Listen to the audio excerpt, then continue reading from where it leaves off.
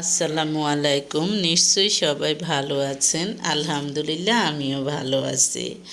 আজকে আমি আপনাদের সাথে শেয়ার করব, অনেক বাচ্চাদের দেখা যায় যে বাবা মায়ের প্রতি ক্ষোভ থাকে, অর্থাৎ বাবা মায়ের উপর রাগ থাকে। দেখা যায় যে বাবা মায়ের ধারণা আমি ওর জন্য এটা করি ওটা করি, তার কোনো কিছুই অপূর্ণ রাখি না কেন, তারপরেও আমার সন্তান আমার উপর রেগে থাকে, আমার সাথে তর্ক করে, আমার সাথে জেদ করে। এগুলো করার একটা বয়স আছে, 13-14 বছর বয়সে তারা হরমোনজনিত সমস্যার কারণে এগুলো করবেই। তাই এগুলোকে দেখা যায় যে আপনি কৌশলে এগুলো হ্যান্ডেল করবেন। তাছাড়াও কিন্তু দেখা যায় যে অনেক বাচ্চাদের বাবা মায়ের প্রতি ক্ষোভ থাকে, শিশুদের একদম শিশুবেলা থেকেই।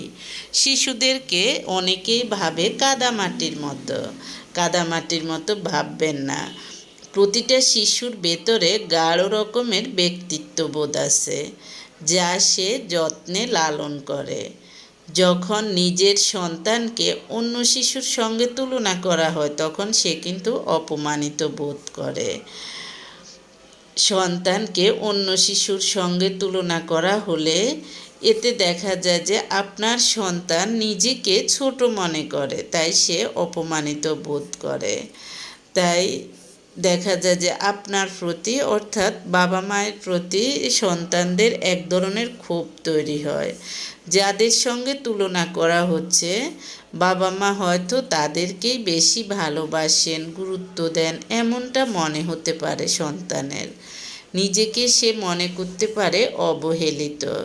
সব মিলিয়ে বাবা মার প্রতি বিরূপ মনোভাব তৈরি হওয়ার আশঙ্কা থাকে খুব বেশি, যা স্থায়ী ক্ষোভের রূপ নিতে পারে এক সময়। আবার অনেকেই দেখা যায় যে ভাই বোন একাধিক থাকলে কম্পেয়ার করে, অর্থাৎ বলে যে তোমার চেয়ে দেখো ও ভালো করছে, তোমার চেয়ে ও ভালো পারছে, তোমার চেয়ে ও সুন্দর লিখছে। এইসব বললেও কিন্তু নিজেদের ভাই বোনের মধ্যেও এক ধরনের ক্ষোভ তৈরি হয়।